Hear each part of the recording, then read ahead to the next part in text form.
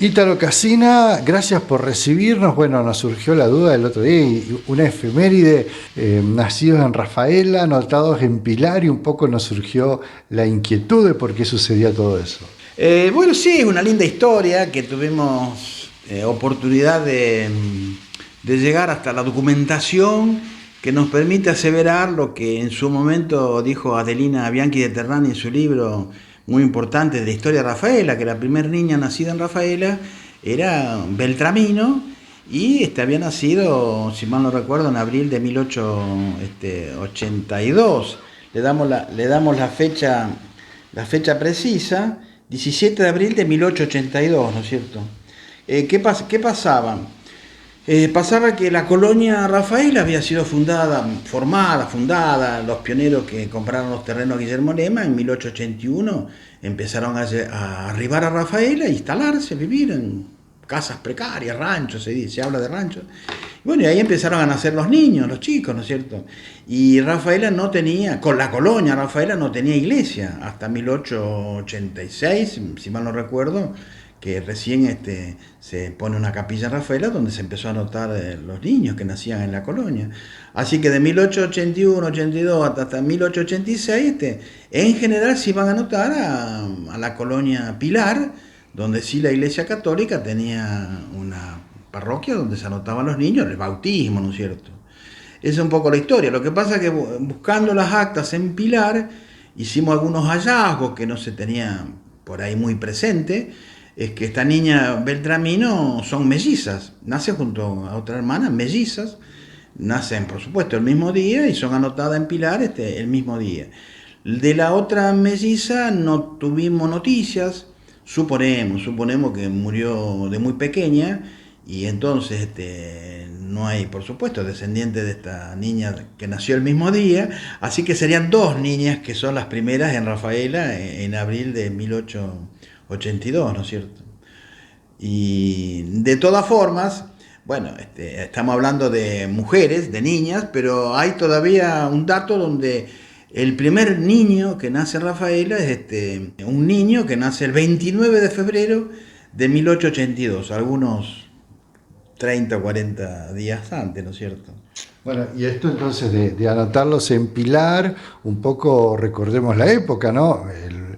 Se anotaban a través de la Iglesia Católica y trasladarse en aquellas épocas no habrá sido nada sencillo. No, realmente uno acá, por un poco lo que cuenta la poesía, los que escribieron sobre la poesía, algunas historias familiares, el centro de provisión de las necesidades de los colonos de Rafaela, en los primeros años, si bien se habla acá de un almacén que tenía Zanetti en Rafaela, imaginamos que principalmente la gente iba a Pilar. Bueno, de la zona acá de Rafaela a Pilar son unos 25 kilómetros más o menos, que indudablemente era el camino, no era la actual ruta, sino era el camino que llegaba a Susana, ¿no es cierto? Y bueno, la hipótesis que estamos manejando es que estos niños nacían y lo novedoso, que es lo que nos dice las actas, es que no iban a anotarse a la semana siguiente a la iglesia de Pilar, sino por ahí pasaban 2, 3, 4 meses hasta que lo llevaban a la iglesia de Pilar a anotar, y que era el acta de bautismo, no era el acta de nacimiento del registro civil, porque en la provincia de Santa Fe el registro civil de la provincia recién es creado en 1899, por lo tanto de 1881 en Colonia Rafaela y en toda la provincia, por supuesto, recién hasta fines del siglo están en las iglesias las actas de nacimiento y bautismo, ¿no es cierto? Llámese así. Por supuesto que la provincia de Santa Fe y el gobierno de la República Argentina reconoce estas actas como documento de validez del nacimiento o casamiento o defunción de las personas, ¿no es cierto?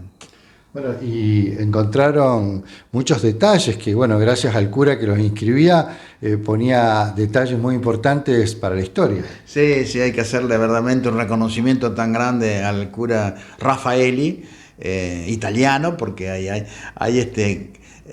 escrituras donde se denota que por ahí usa los que estudiamos italiano nos damos cuenta de que era italiano. Por ejemplo, dice Rafaela, la pone con doble L, Cosa que por ahí es más del italianismo que del español, ¿no es cierto?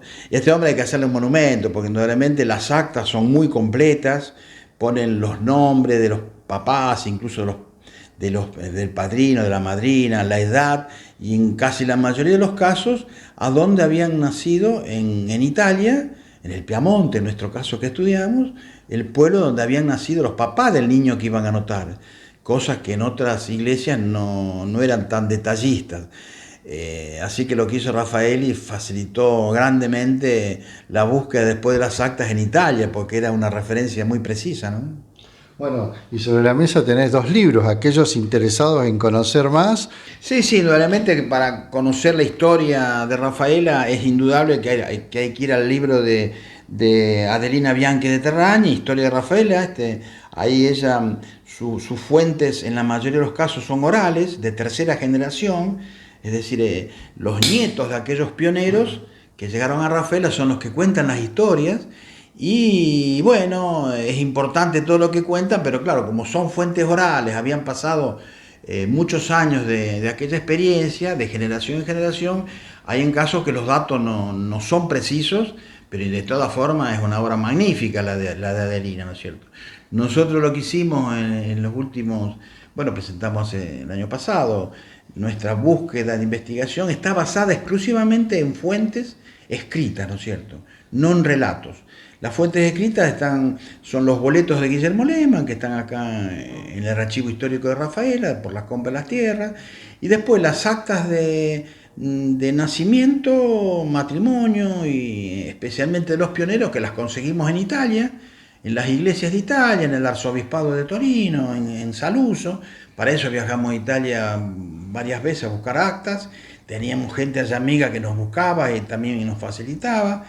Y después acá en Pilar también, que fue muy grande el aporte de la iglesia de Pilar, porque tienen los registros de las actas que nos permitió establecer el nacimiento de los hijos, algún casamiento de pioneros. Entonces todo eso nos permitió trabajar con herramientas que le dé consistencia a todos estos datos. Pero, por ejemplo, una cronología de toda la documentación. Bueno, del boleto, del nacimiento, del matrimonio, del nacimiento de los hijos.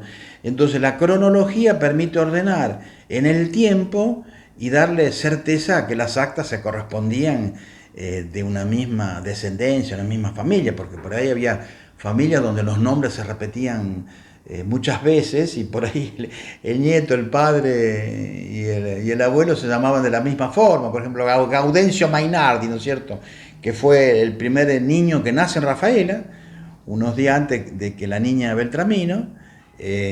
Bueno, tenían en esa familia el nombre Gaudencio, y hay una saturación de Gaudencio en los Mainardi que hay que ser muy cuidadoso en ordenar la cronología y la búsqueda y la certeza de que estamos hablando del pionero Gaudencio Mainardi, que le compró los lotes a Guillermo Lehmann, ¿no es cierto?